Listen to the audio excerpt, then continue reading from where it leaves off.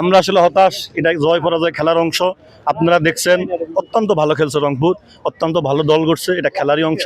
তবে আমি আসলে রংপুর হারছে এটার জন্য আমি আসলে শোকাহত, তার থেকে বড় শোকাহত এরকম একটা কোয়ালিফায়ার ম্যাচ এমন একটা মরা ব্রিজে খেলা হবে যেখানে লো স্ক্রিন 14 রান চেস করতে গিয়ে লাস্ট বলে 6 দরকার হয়। এত এটা আসলে আমি মনে করি এফেক্টফুলি এটা ব্রিজ, এখানে কোয়ালিটি সম্পূর্ণ প্লেয়ার ছিল, প্লেয়ারের কোনো কমতি ছিল না, কিন্তু এখানে এরকম ব্রিজ এটা আসলে কোনোভাবে মর্মাহত।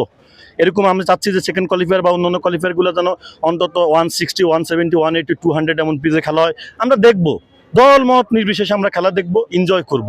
ক্রিকেট এনজয়, এটা এইভাবে আমরা এক পাশে বসে আছি, এক রান করে হচ্ছে, ডট বল হচ্ছে, এমন খেলা এটা আমরা আসলেই চাই না। আপনারা কি বলেন?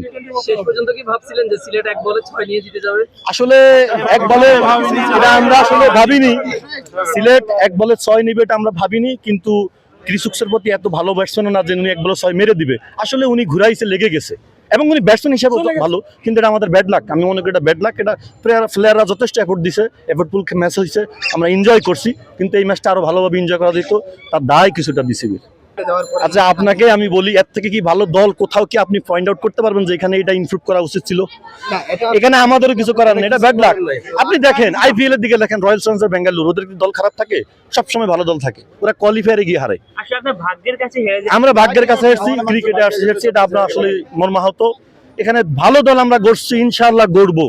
এই মিরপুর থেকে আমরা ট্রফি নিয়ে গেছি, ইনশাআল্লাহ আমরা আবার ট্রফি নিয়ে যাবো, আমি নিয়ে যাবো ইনশাআল্লাহ। রংপুর আবার কাপ নেবে, এবং এই ইন্টারভিউ আপনাদের সামনে আমরা আবার দিব ইনশাআল্লাহ। আমরা অনেক দূর থেকে আসছি, খেলা দেখছি, মন ভরছে।